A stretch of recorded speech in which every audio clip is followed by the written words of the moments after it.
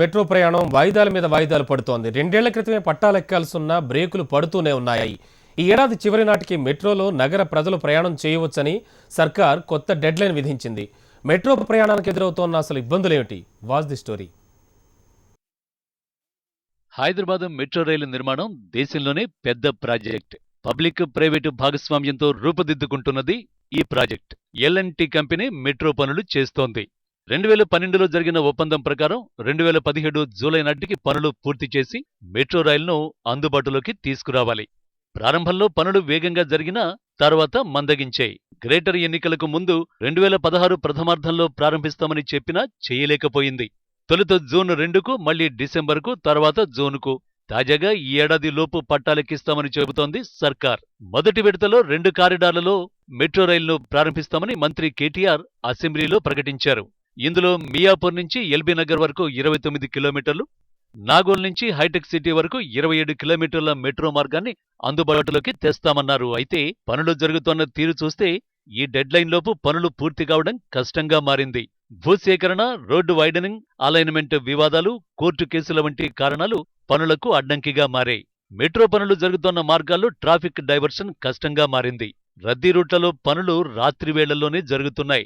ఒప్పందం ప్రకారం గ్రేటర్ హైదరాబాద్ పరిధిలో 3 కారిడార్లలో 72 కిలోమీటర్లు 6 దశల్లో పూర్తి చేయాల్సి ఉంది. అయితే వివిధ కారణాల పేరుతో ఎల్&టీ మెట్రో అధికారులు ప్రాజెక్టును ఆలస్యం చేస్తున్నారు.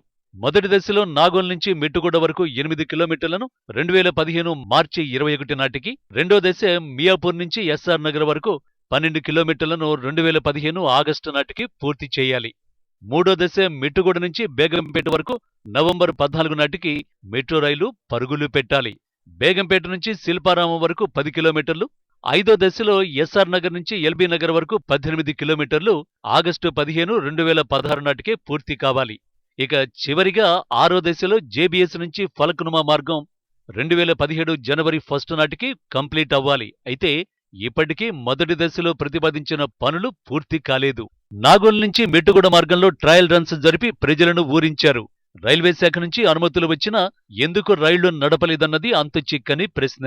అయితే ప్రభుత్వ వాదన మరో విధంగా ఉంది.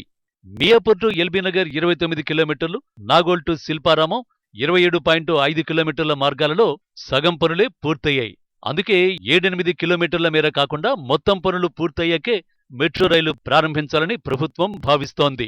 అసంపూర్తిగా ఉన్న మార్గాల్లో హడావిడిగా మెట్రో రైలు నడిపితే ఆయా ప్రాంతాల్లో ట్రాఫిక్ జామ్తో పాటు గందరగోళం కూడా నెలకొనే అవకాశం ఉంది. ఆలుగడ్డ బావి, ఒలిఫెంటా బ్రిడ్జి, మెట్టుగూడ రైల్వే ఓవర్ బ్రిడ్జిల నిర్మాణం కూడా పూర్తి కావడంతో డిసెంబర్ కల్లా ఈ 2 కారిడార్లను పూర్తి చేసి సర్వీసులను ప్రారంభించాలని సర్కారు తుది నిర్ణయం తీసుకుంది.